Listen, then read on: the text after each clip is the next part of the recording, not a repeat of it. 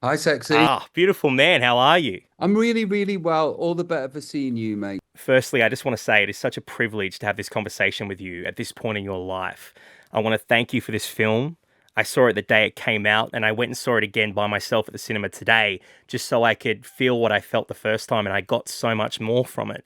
But I just want to say thank you so much for giving us this piece of you and for being so vulnerable and sharing your story with us. That's very kind of you to say. Look, with me, everything starts out the same way, which is I'm an attention seeker for a living, and I'm egoic and brittle and insecure. So I need people's attention, and then people come to me and they go, "Do we want to do a biopic?" Of course, that's a brilliant way of getting attention. Do you want to do a documentary? Of course, that's a brilliant way of getting attention. And then at the end of the project, when the project comes out, people seem to be touched on a profound level by the things that I'm sharing and the way that I am. And it's a complete mistake that comes from the beginning, which is a manipulation to try and elongate and prolong my career. But the fact that you've just spoke from your heart and told me how much it's touched you, it's not lost on me, and I'm very grateful. Thank Man, you. without getting too heavy, when I first saw the movie, I took my dad, who is a huge fan of yours, and him and I are both singers. But he performs every Friday at a pub in Launceston, Tasmania, and every Friday, he opens the show with Angels. He loves that song so much. So when the movie came out, we haven't been to the movies together since 2001. So I would have been 6. And I was like, I have to take him because we have to share this together. But I had no idea about your relationship with your dad. Yeah, well, here's the thing. Oh, the subject matter in the film, me and my father have never talked about it. Wow. Yeah. And the truth is about my dad, he's an incredibly charismatic man that everybody falls in love with. And Same. the representation of him in the film is not true to character. It was brilliantly played by Steve Pemberton. Um, but everything in the film may have not happened in that order, but everything was how it felt. Yeah. And the interesting and darkly comedic thing is that's the version of my dad told through my mom's eyes. Wow. Yeah, so they say that thing, there's three versions of the truth. We know Yeah. the old saying, mine and yours, and then the truth. Truth. Yeah. And somewhere in that film lies the truth. But if there was a version of Better Man told by my father, it'd be a Mm. very different film. I could imagine. If I had a film made about my life, it would be exactly the same. I'm sure many people could say that. But Yeah. the film is incredible, man. What's the response been like for you? I mean, it must be so weird, everyone knowing your life story now. No, I think that what was weird was thinking or feeling that everybody had an opinion about what my life was and who I am Mm. and why I am the way I am. So it's very beautiful and cathartic to be able to express myself and be seen and heard on such a grandiose level. Mm. This is so far, it's very, very healing, and so is the documentary. Yeah, yeah. I went rewatched the documentary. I watched it last year when it came out, 2023 when it came out. But I rewatched it the other day because I was like, I need to put everything together. And I mean, they both tell your story in such different ways, but both so powerful, and people have connected with you over the years because of your incredible discography of music. And usually in a biopic, that discography would be placed chronologically, but you have decided to jumble the songs around. I mean, when you're a kid, there's Baby Robbie singing Feel. How did you make those decisions? Oh, that's Michael Gracie. So, Right. also Rock DJ has the whole of Take That singing it Yeah. for good reason. It's a fantasy and a fantastical retelling of my story. And yeah, it hasn't needed to be in chronological order. Um, and it works. It just Mm. works. And look, here's what happened. Michael Gracie, the director of The Greatest Showman from Melbourne, incredible genius, had a vision, and I just got out of the way. Yeah. I don't know about making films. I don't know about directing films. I don't know about producing films. if you hire people or if people come your way and ask you if they can do a job for you and they're at the top of the game, just get out of the way. Yeah, All I did was live the life and then tell the story for 20 hours to Michael Gracie. yeah. Michael Gracie then did everything else. Oh, he did such a good job too. I mean, where everything fits. Rock DJ, I'm so glad it had its own moment because I love that song so much. And I love the original, but the new version is incredible. I listened to it 4 times on the treadmill this morning. And I think it's better. I think it's better too. And it's an incredible song as it is. I mean, when I was in grade one, I performed it to my school in a white singlet, black pants, and I wanted to strip, and they said no. And I wanted Uh, girls to rollerblade around me, and they said no. But that song is so special to me. But this new version, there is just something about it. You guys have done an incredible job. Thanks, mate. Mm, It's an honor that my music has meant something to you and has become a part of the fabric of your mm. musical life.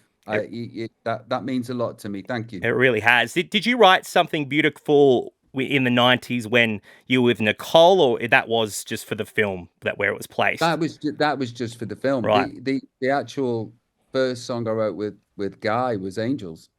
right. Yeah. Wow. But that had its But place in the yeah, film. but that also Mm. has its place in the movie. I won't do any spoilers, but that needed to be where it was and not there for Yeah. reasons that you will see when you see the movie. Exactly, and I would love to talk to you about that, but I don't want to spoil it. But I know you originally wrote that song for your auntie and uncle. Is that correct? No, No. So that's no, Wikipedia no. is lying. No, that was a song called "Please Don't Die" that I wrote that for Ah, family members that you call auntie and uncle, but they're yeah. like cousins at best. Right. Yeah, there's a song called "Please Don't Die" that I wrote for my auntie. Yeah. Angels was actually written about angels, real Right. angels, Wow. Gabriel, Michael, blah blah blah. And where that fits in the movie, it's so perfect. Yeah, So yeah, it perfect, is. man. There's a scene where you break up with Take That and you take a watermelon from Gary Barlow's house, and that watermelon plays a role in the movie later on. Did that actually happen, or is that a metaphor? No, that actually happened. The day Wow. that I was sacked, and they said they want to do it as a four-piece. And I was like, well, I think you should.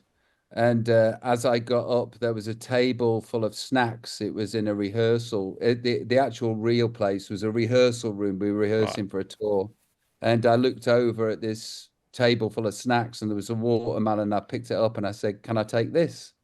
And and they said, "Yeah." And they smiled. And the sound of my feet followed me as I left the room. And then I walked out of the door and then jumped back in with the watermelon. And I said, "This is the end," and then left. Yeah. So the watermelon Wow. is true. Yeah. That is crazy. Have your kids seen the film? The oldest one has. Yeah. Yeah. And yeah, look, it's a lot to watch. Mm. My oldest one really, really, really, really, really wants to be famous, Yeah, I've way heard you more say than that. I did, and I wanted to be famous more than any kid in the world. Mm. So she's something else, and she saw it at the house and was like, "Dad, can we go for a walk around the garden?" And I said, "Yeah." And she held my hand and she squeezed me. And she said, "I'm so sorry you went through all that." And then she said, "And that thing about fame, I get it now."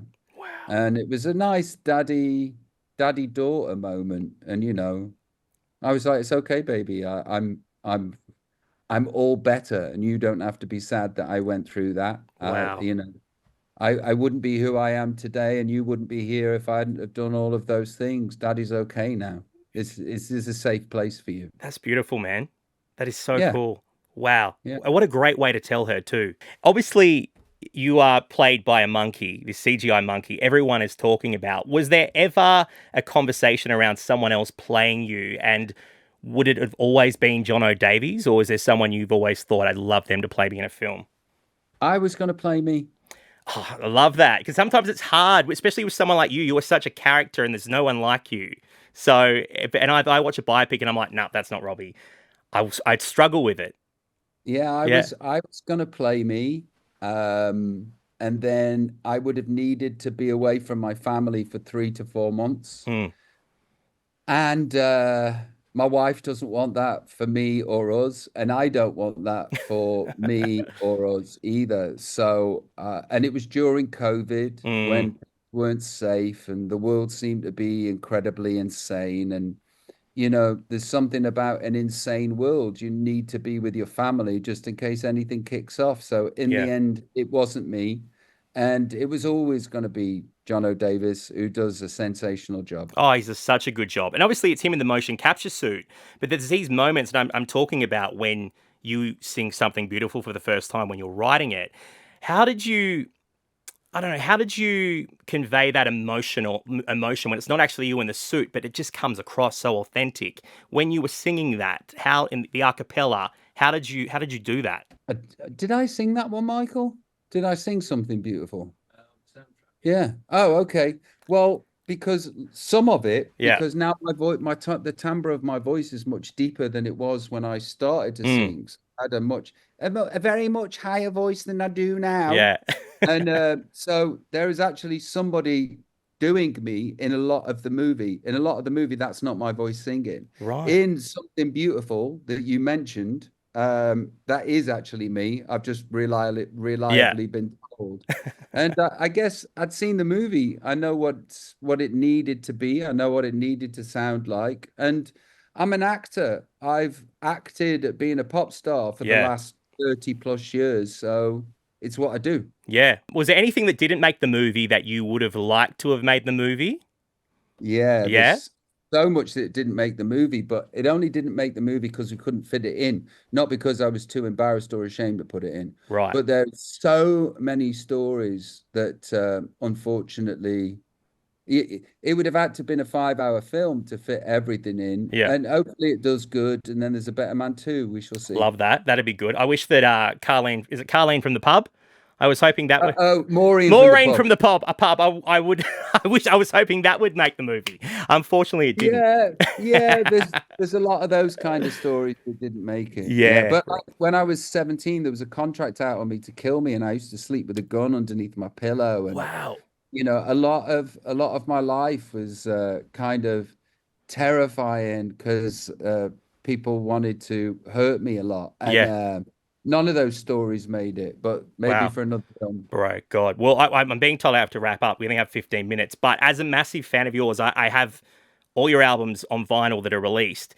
Are you planning on doing a vinyl release for the rest of your discography? I have the first two. I know there are vinyl that were released back in the 2000s. Michael, are we planning on doing a vinyl release for the rest of our discography? For the rest of your what for your some of it's available. Some of Yeah, it's I've available. got the ones that are available, but the others they're like Go on to completionist. $700 on bloody second hand on bloody. Let's just say for answering its sake, yes. Okay, good. Well, as a fan, I hope that happens. I Oh, really want it to Sean, happen. mate, you've made my day. God bless you, buddy. Good. It's all love, bro. And I just want to say there's a line that finishes the movie where you talk about how you were just a 12-year-old watching Frank Sinatra on a Saturday night at your nan's house and you were inspired.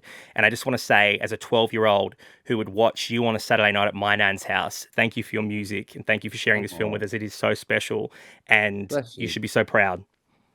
Bless you. I am. You've made me tear up. Send my love to your dad.